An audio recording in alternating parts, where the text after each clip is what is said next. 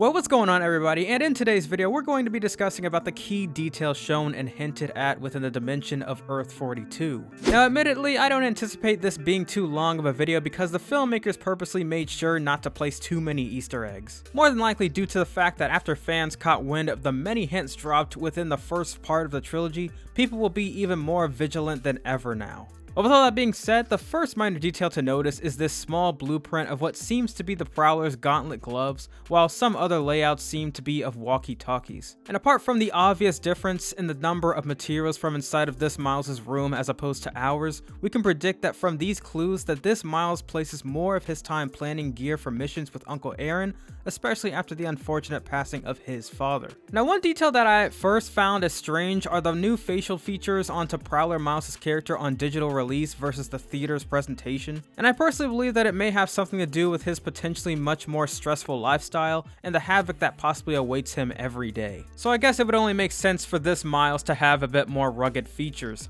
and I guess they didn't do that in the final production before the theater release, because maybe they just didn't do it in time, who knows. And I bet that the villains and scenarios that this Miles goes through is astronomically much more dangerous when in comparison to some of the bad guys Earth 1610 has to offer.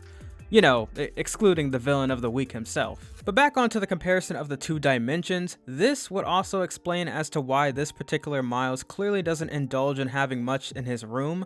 But what about the same Spider-Man-like drawing seen in both dimensions? Because I guessed it out to be some sort of a callback to the first film in the trilogy's cape joke. And it's a no on the cape. I think it's cool. Take that off, it's disrespectful. Spider-Man doesn't wear a cape.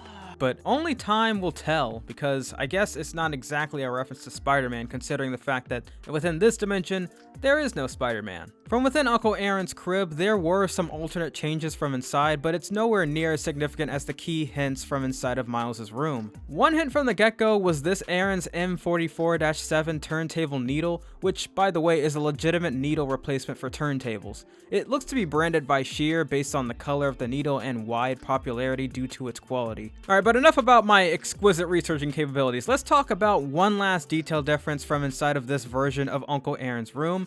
And much like Prowler Miles, he too more than likely has certain equipment due to the heightened severity of the dangers that lurk throughout the streets. And that's his weight training dumbbells seen in the background. And proof that the both of them are taking this seriously is that this version of Miles also has a small punching bag from inside of his room as well. This just goes to show that these two have experienced an extraordinary amount of not only heartbreak and loss, but some sense of who to trust to a certain extent. So running up on Miles like this was a canon event no matter the tone in Miles' voice while attempting to explain himself. Because once again, within this dimension, what exactly qualifies as a good guy? All sense of morality must have dropped significantly throughout the city without the help of Spider-Man. So much so that we hear Jameson on the TV mention the Sinister Six cartel shutting down New York.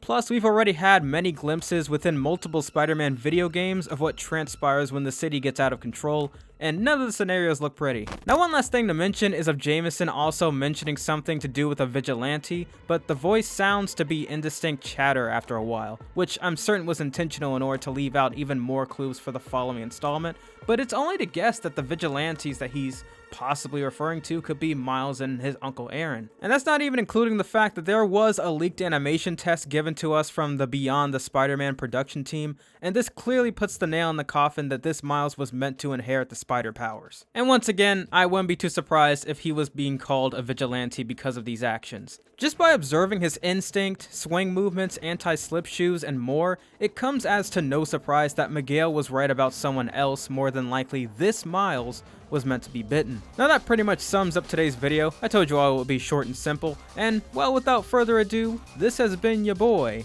The Next Big Thing, and I am signing off to then see you again in the next one. Peace.